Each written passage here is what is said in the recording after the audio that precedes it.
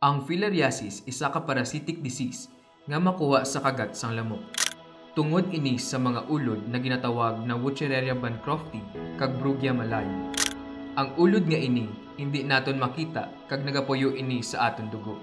Kag kung sino man ang sunod nga pagkakadto sang lamok, amo ang halinan sang ulod nga ini.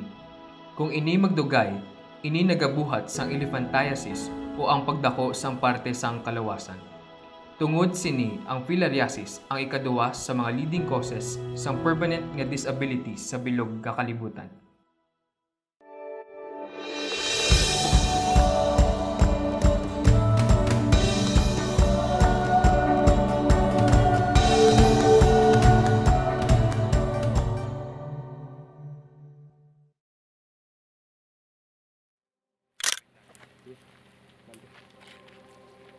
Ako si Chelsea.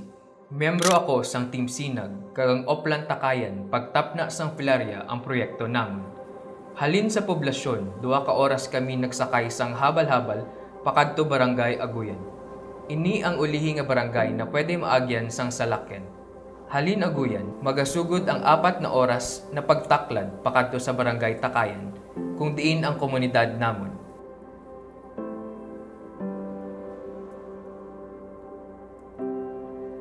First and foremost kasi Team Sinag believes in the principle of health equity.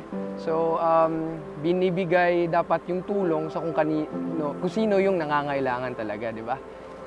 So these are yung community na to. Ito kasi yung mga communities na hindi na dadatnan ng serbisyo madalas, hindi na dadatnan ng tulong madalas. Kaya sila yung left behind. Dito sa aking barangay, mulat sa pulpa ng mga problema, sa aking nakikita, hindi pa nasolusyonan lahat. Patuloy pa namin inabalikat ang lahat ng mga problema, especialmente yung pangkailangan ng community, yung karsada, pangalawa yung mga elektrisidad na sana kailangan nila yan dito.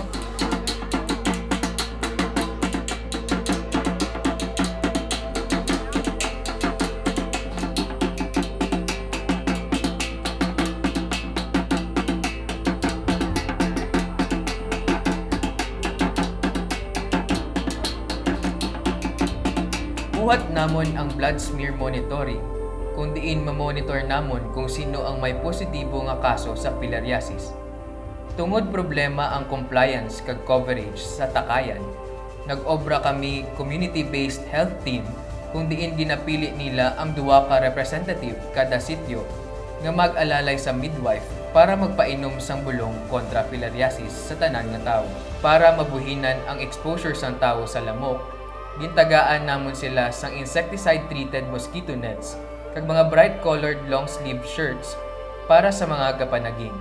Dito kasi marami ditong kasagingan, saging, tinitirhan ng lamok. Yung filariasis galing sa lamok. Dati hindi pa namin na-identify na ganun pala, filariasis pala yung lumalaki ang itlog, lumalaki ang suso, mga binti. Andun din yung social at psychosocial impact ng disease. Imagine mo, hindi itsura mo sa mata ng mga tao, especially sa mga hindi nakakaintindi, abnormal. Imagine ganitong laki kang paa. So, ikaw mismo mahihiya, magtatago. Napakalaki po itong issue dito sa Takayan, ang filariasis. Kasi hindi nila alam na, naririnig lang nila yung pangalan, pero hindi nila alam kung ano talaga yung epekto sa katawan at sa buong pamilya at sa buong community. To note, it's a preventable disease if certain measures are being followed. Sobrang pwede siyang ma-stop. Nung nakainom na sila ng gamot, parang naano na sila, napurga. Parang gumaan daw yung mga paa nila.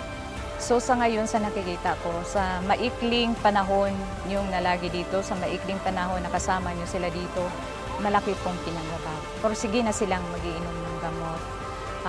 Active silang gamutin yung sarili nila. Maging bukas ang inyong kaisipan di sa Takayan, ang inyong puso, ang inyong kaisipan, ang inyong paminsaron para sa masunod nga henerasyon.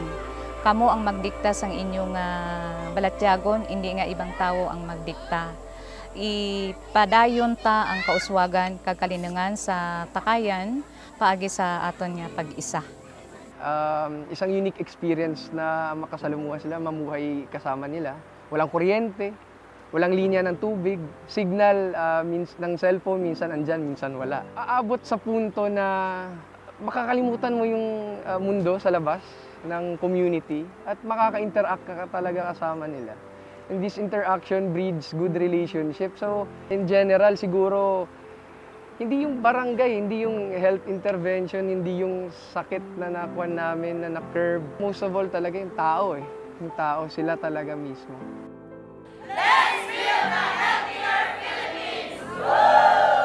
Bisan ano kabudlay ang isa ka bagay, bisan kung kaisa, dumadulaan ka na sang pag-asa.